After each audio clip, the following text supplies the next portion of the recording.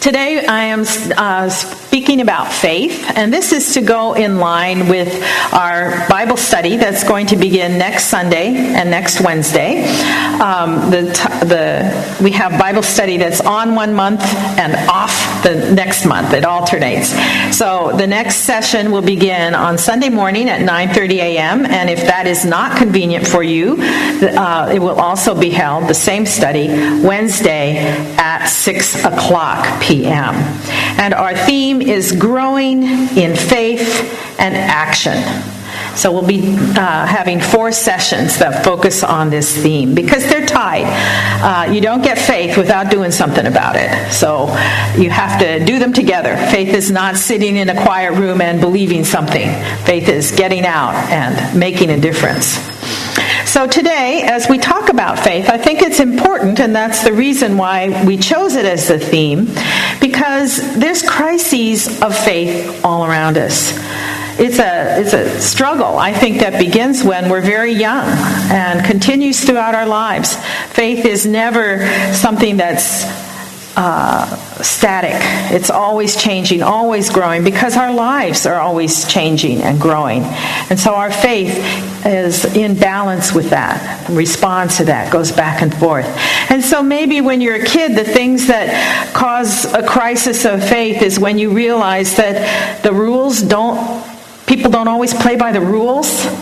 I don't know if you've ever seen that experience where kids are playing a game and someone's cheating and getting away with it. And kids get enraged. Absolutely enraged because they've been taught to play by the rules. And when someone breaks the rules and they're not caught, it's a crisis of faith. We've been taught that you can count on the rules. You can count on people being fair. And when that doesn't happen, it's a huge disillusionment in how things are supposed to be. I think kids also experience that when adults let them down.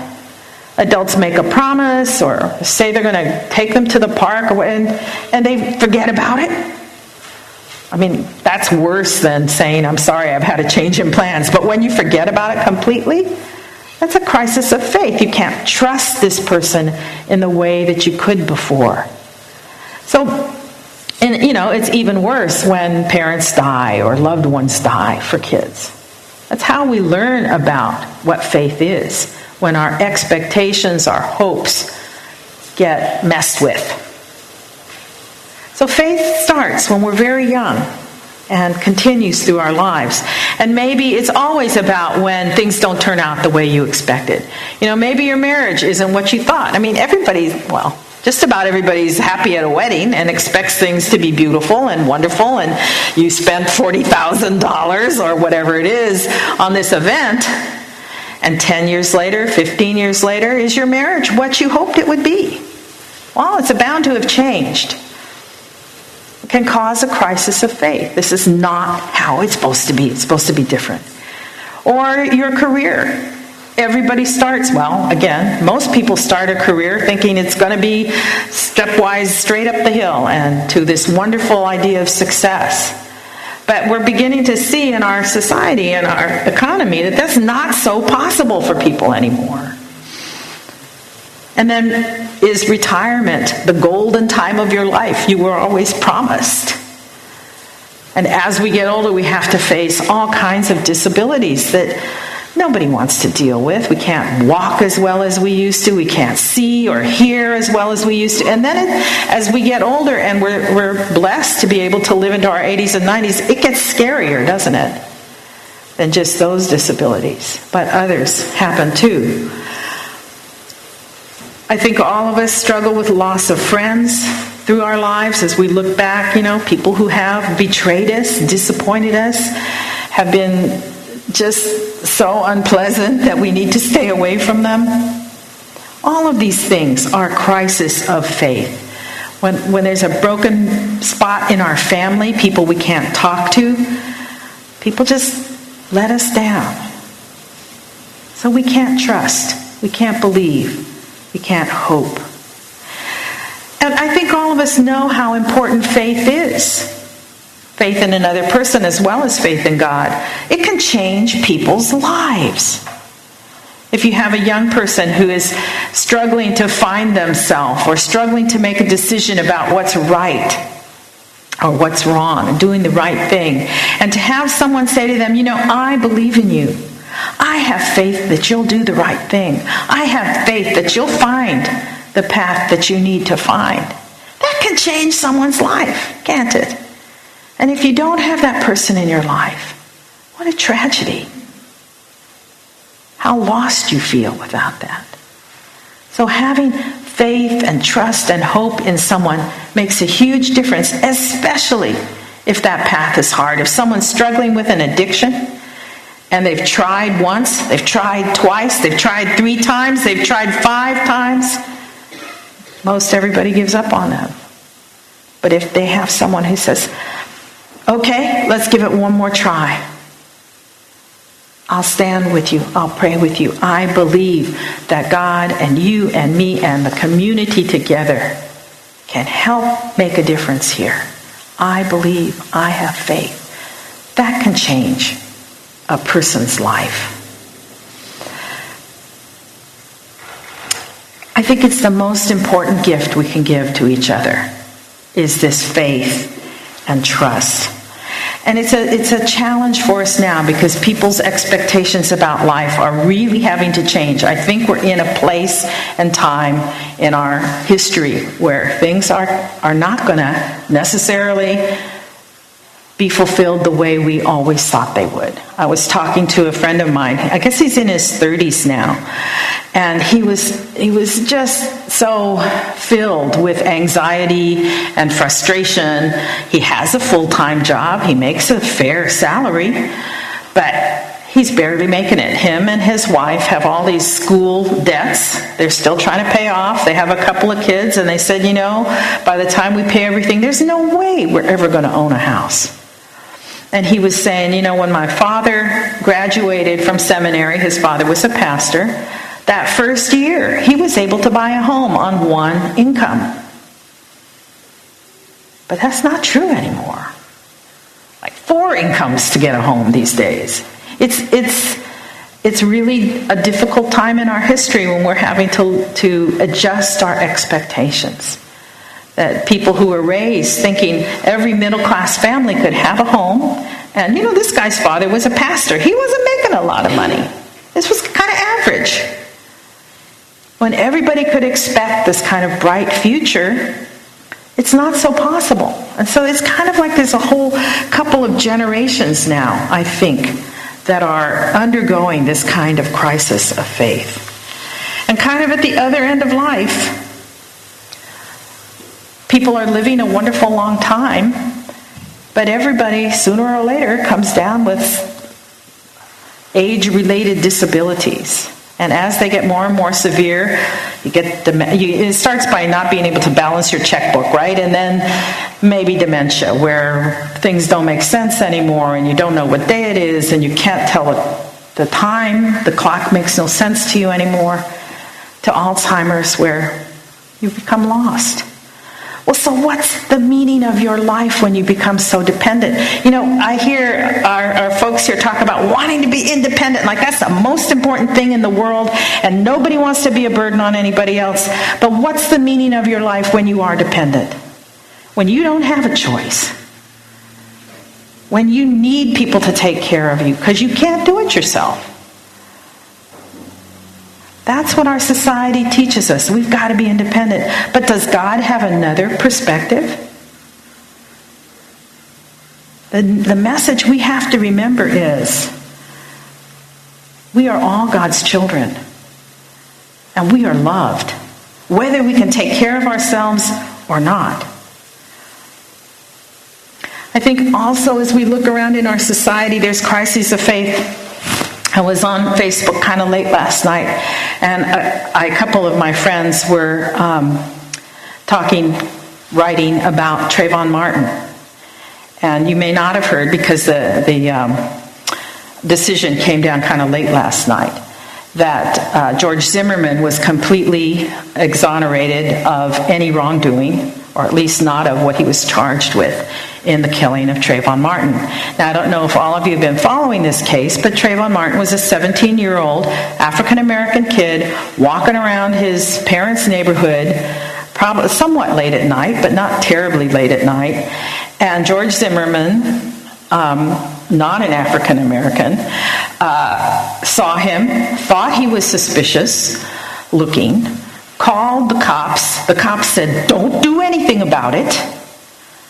George Zimmerman gets out of his car, has a gun, follows Trayvon Martin around until Trayvon Martin feels he needs to confront Zimmerman.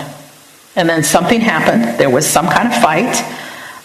Not clear who started it, not clear who had the upper hand, and really doesn't matter. And George Zimmerman used his gun and killed Trayvon Martin. So this raises so many uncomfortable questions about race, racial profiling. I mean, why did Trayvon Martin look suspicious? He looked like any kid. He didn't have gang colors on or any of that kind of stuff. He just looked like a kid. But he was, from George Zimmerman's point of view, the wrong color. And so this has caused a crisis of faith about our justice system. Now, this is such a difficult case. There's a lot of unknowns in it. But still, somebody was murdered, was killed, when it could have been avoided. George Zimmerman could have sat in his car and got the police to come or something. He did not have to take this action. So, it causes a crisis of faith in our justice system for a life that was tragically cut short. It causes a crisis of faith for people who can't trust their communities, who can't feel good about their kids walking around in their own. This was a gated community. That's where you're supposed to feel really safe, isn't it? Well, Trayvon Martin wasn't safe. So you know how terrible that is, not to be able to feel safe. That's another crisis, isn't it? So when we see these kinds of things going on in our culture, it's another kind of crisis of faith. I can't trust what's around me. I can't trust my neighbors. Can't trust the justice system to protect people. So how can I trust the future? Can I believe that God is in control of all this mess that's happening?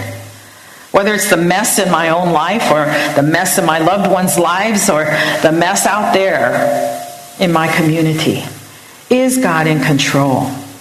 You know, the Bible talks about love and compassion and all those wonderful things, but I don't see them enough. Or I don't see them at all some days. And to me, that's where the crisis of faith is. It's between what we hope for, what we believe God wants for people, what we want, the dreams of a wonderful life, the distance between that and between what we see, what we experience. That's where the crisis of faith is. It's in that middle between what we hope for and what we see around us.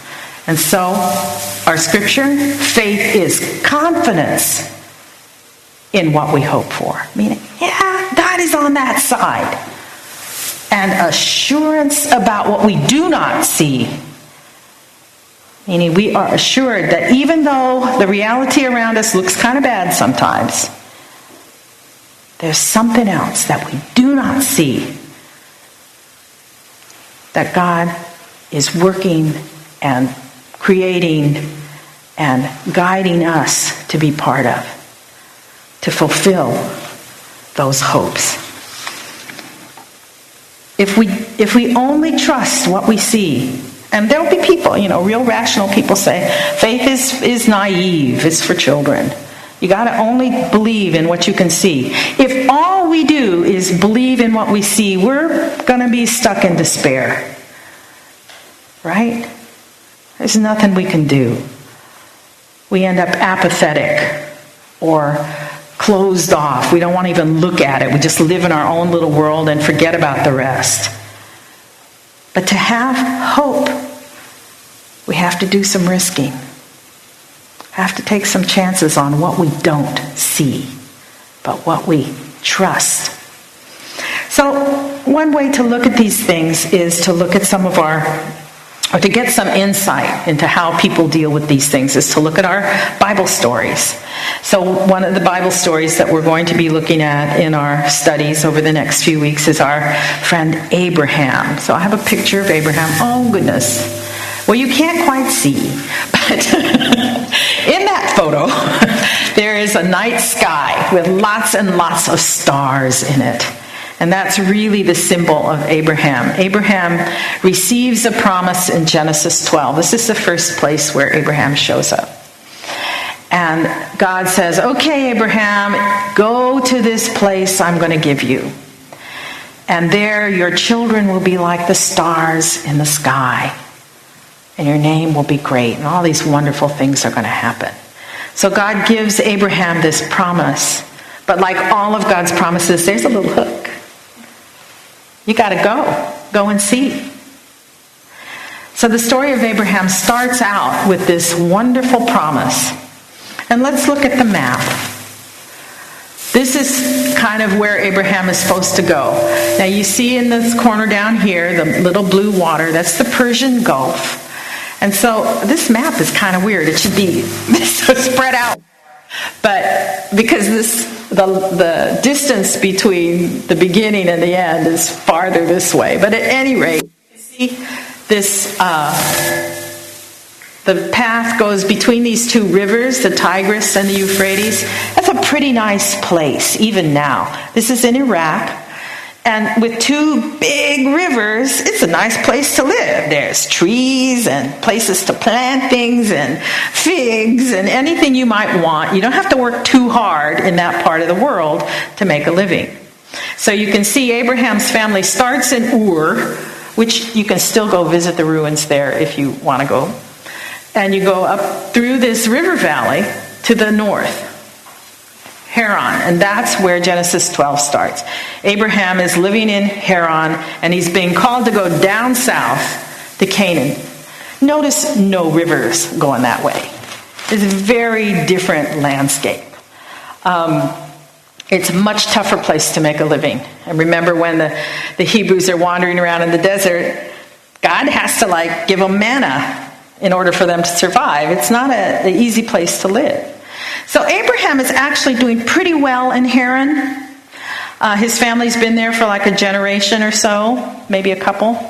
And as I said, it's a easy place to live, fertile. And he's got flocks, and he doesn't have children, but he's got an extended family. Things are pretty good. He's not a stranger there. They've been there long enough that he feels comfortable. So he's doing all right. And he's really old at this point. I forgot what it said, was it 100 or something? Anyway, he's really old. And then comes this opportunity that God offers him. Go to this wonderful place, and I will give you lots of children. And that was the way Hebrews understood blessing, was lots of children. Okay, go for it. Well, Abraham does decide to go, but can you imagine the conversations he was having with his family members? His wife is also involved. He has a cousin named Lot, and God knows how many other people, and they're saying, you want to do what? Why? But it's okay here. We're doing okay. Why do you want to go to this place? And the only answer Abraham has is, because God asked me to. And God says it's going to be better there. Well, that's why Abraham is the father of the faith. That's why this story, which goes on for about 12 more chapters, he has a lot of ups and downs. He's so important. He's really the first Hebrew. I don't know if he actually spoke Hebrew, because this is a long time ago, but he's the first one who begins the special relationship between God and the Hebrew people. So in Jewish circles, he's often referred to as Father Abraham.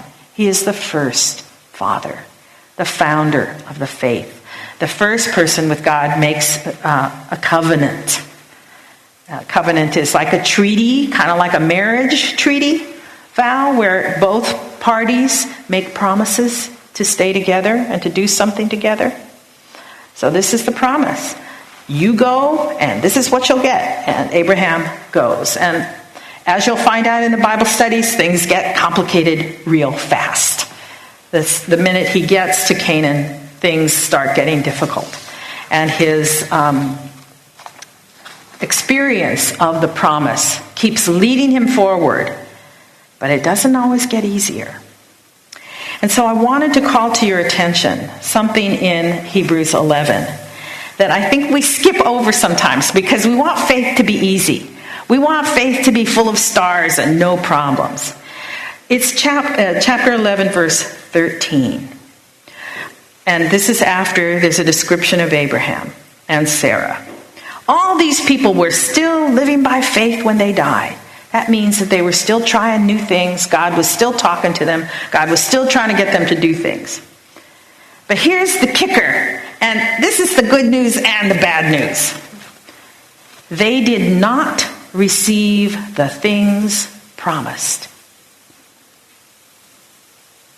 Abraham didn't receive the promised land. That took a couple more generations. He got there, but it wasn't in his hands. It never was in his hands. It wasn't in Moses' hands. It wasn't until Joshua comes along that the promised land is received. They did not receive the things promised. They only saw them and welcomed them from a distance. That's hope. That's faith. To see them even though they don't exist yet. To welcome them from a distance, admitting they were foreigners and strangers on the earth. I don't know that it's always good news to us that we don't ever fully receive the promise. In one way, it's bad news, okay. But in another, it's good news. Because the promise is always better than what we've got now. What would happen if we got everything all at once? Life would get kind of dull. And we would soon begin to not appreciate it. Right? Anything you have, you start taking it for granted. But the promise is always one step ahead of us, and it is faith that helps us see it and welcome it from a distance. Maybe the land and the children that Abraham was promised was just a carrot to get him going, to get him moving in the direction of new possibilities, of a promise even better than anything he could imagine. Maybe it was just the thing to get him started. And maybe that's the same thing for us. The good things that happen in our lives are good. I'm not saying they're not good, but they're not everything. There's always more. And that's, I think, the good news. Because the ultimate promise we have isn't land and children. That's not a bad thing. The ultimate promise we have is this incredible experience of God's love, where we just feel surrounded by it. It's inside of us, outside of us, all around us. That's the ultimate promise. That's the promise that waits for us, always ahead of us. And it's important to remember that when we're going through these crises of faith. Because our culture makes us think, wow, you've made it when you've got the car you want, the house you want, the family you want. You've made it. Well, this story is, that's not it. There's more. There's better. There's something more fulfilling. We are strangers and foreigners on this earth. And no matter how good it gets here, it's going to get better.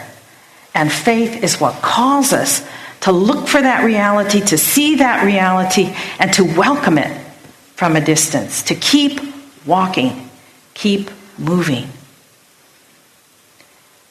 And now some people think that doubt is a problem. If I don't have enough faith, then I'm in trouble. Doubt is part of the process. There's a story about the Prophet Muhammad of the Muslim faith, and he receives the revelation of the Quran. And so the Quran's big, thick book, he receives this, and the Muslims believe that it was kind of dictated to him. And he had a scribe to write it down because Muhammad was illiterate. So this is kind of from God's mouth out of Muhammad's onto the page. But the story is, and so this is like one of the biggest miracles attributed to Muhammad was the Quran. But what happens is Muhammad's first reaction is doubt. He wonders, is this a hallucination? Am I going nuts? He even gets to the point of despair. It takes him a while to realize that this is God speaking to him. And it takes him a while also for the community to accept this. And then gradually it becomes revealed as the greatest thing that Muhammad contributes. Remember, almost every time an angel shows up in the Bible, the first words out of the angel's mouth are, "Fear not," which should tell you the looks on the faces of the people who are seeing the angel. These experiences with God aren't always comforting. They aren't always banishing every doubt. They can be scary, confusing, painful. And that's another lesson. Sometimes our greatest understandings of the truth about life comes through pain, loss, grief, despair, all those things that we work hard at avoiding or trying to avoid. But when we go through those things with faith, meaning seeing the promise that is ahead, believing in what we do not see, not looking just at what we do see. When we go through those experiences, that's when the deepest truth about life can be revealed. We begin to understand, we begin to see what's really important. It's not our job that's really important. It's not our ability to walk or to see or to think or to do all the things that will make us independent. It's not our ability to be beautiful. It's not our ability to be able to buy whatever we want. It's that we are God's children and we are loved. That's it.